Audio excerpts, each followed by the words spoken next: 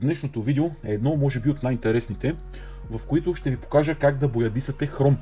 Но не да го боядисате с обикновено спрейче от 5 лева, а да го боядисате с специална боя, която е двукомпонентна. Боя плюс втвърдител. По този начин боята става изключително устойчива на надрасквания, особено когато попаднат малки камъчета по време на движение, изключително много надраскват боите, така че с тази боя няма да има проблем. Просто винаги когато отивате при гумаджия за смяна на външна гума, лепене на вътрешна гума или смяна на вътрешна гума, винаги бъдете внимателни, защото разбира се машините могат да остъргат част от боята. Боята е изключително устойчива също при миене, в смисъл такъв, когато миете с обезмаслители и разни други препарати, боята е защитена, тъй като тя е двукомпонентна с твърдител, както казах в началото, и няма да има никакви проблеми. Също така при попадане на масло, гориво също няма да има проблеми. Така че това е един от най-добрите варианти за боядисване на хром. Също така има много други стъпки, които ще ви покажа в това видео. Затова на всеки, който му е интересно, може да остане и да изгледа цялото видео до край. А сега да се залагаме за работа. След като премахнах абсолютно всичко от джантите, освен гумите, е време да се заема с почистването на барабанната спирачка, като в случая чиста барабана на задната гума, защото при този мотоциклет задната гума е с барабанна спирачка. Почиствам хубаво с месингова телена четка и задължително използвам брейк клинер, за да отстраня всички частици. Може да видите, предварително съм затапил мястото на лагерите, за да не влиза буклук, с обикновено хартиено тиксо, което лепи доста силно. В това видео, разбира се, съм вмъкнал и боядисване на верижния диск, който задвижва задната гума. Като за тази цел почиствам с брейк клинер и използвам препарат за премахване на боята. Намазвам го с четка и оставям за известно време малко да подейства.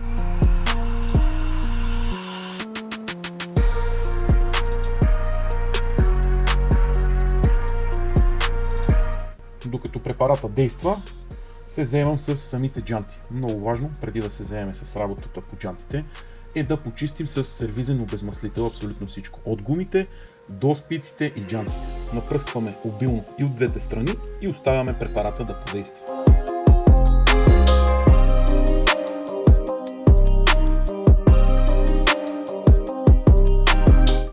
Докато препаратът подейства на джантите, за да разтвори абсолютно всички боклуци, които трябва да премахнем преди боядисването, преминаваме към почистване на верижния диск. За целта използвам финна месингова четка на бормашината и почиствам. След като съм готов, намазвам и другата страна на диска и започвам и нея да почиствам. В същото време чистя диска на предната спирачка, тъй като някой го е боядисвал в сив цвят, а това не ми харесва, искам да си му оставя металния блясък и за това просто ще премахна излишната боя.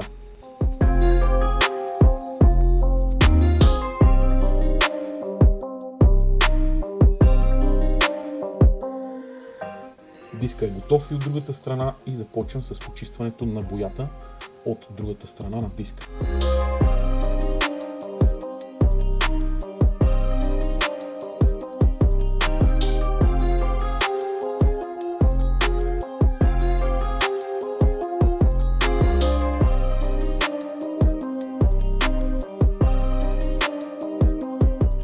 Дисковете са почистени, а джантата е престояла с обезмаслителя.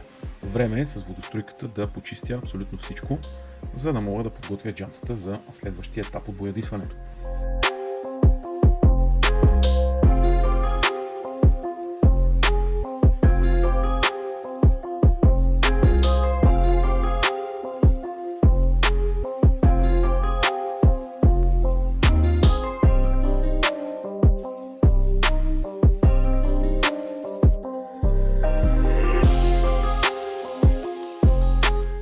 За подготовката преди боядисването използвам специална водна шкурка, която е под формата на гъбичка. От едната страна има 5240 шкурка, от другата 5320.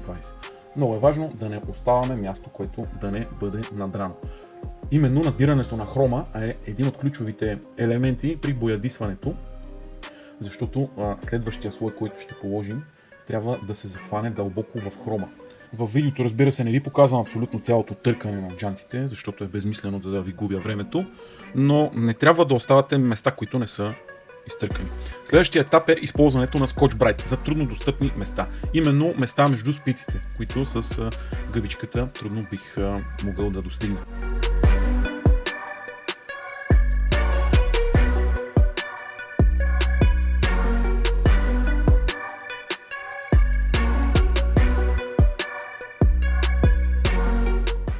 използвайки абсолютно същите материали, търкам и задната гума по абсолютно същият начин.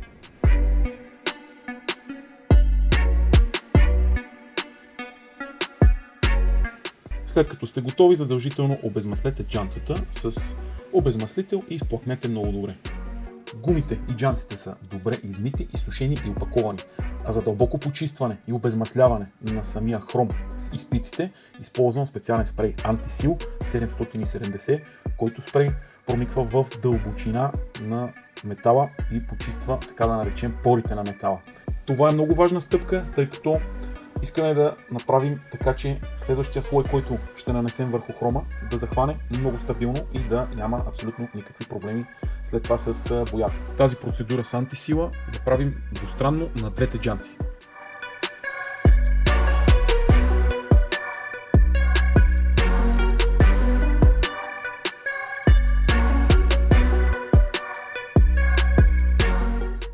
Следващата стъпка е използването на P960 Lash Primer.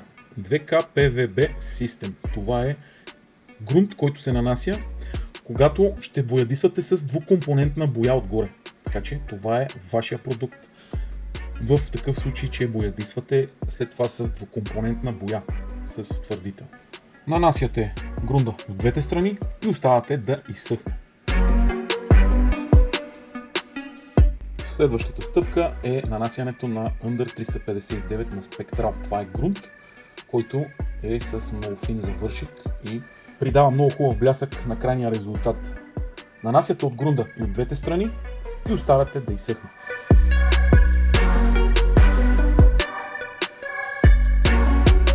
Както казах, боята е двукомпонентна, като имаме боя, имаме и твърдител. Крайният резултат прилича на керамика.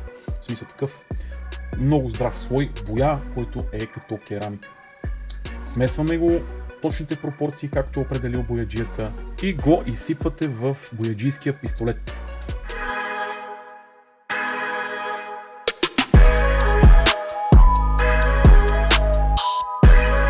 Задължително полагате няколко слоя боя, като изчаквате пълното изсъхване и втвърдяване на предишния слой. Това е от особено значение и внимателно да покриете абсолютно всякакви детайли, които са останали непокрити при предното полагане на слоя боя.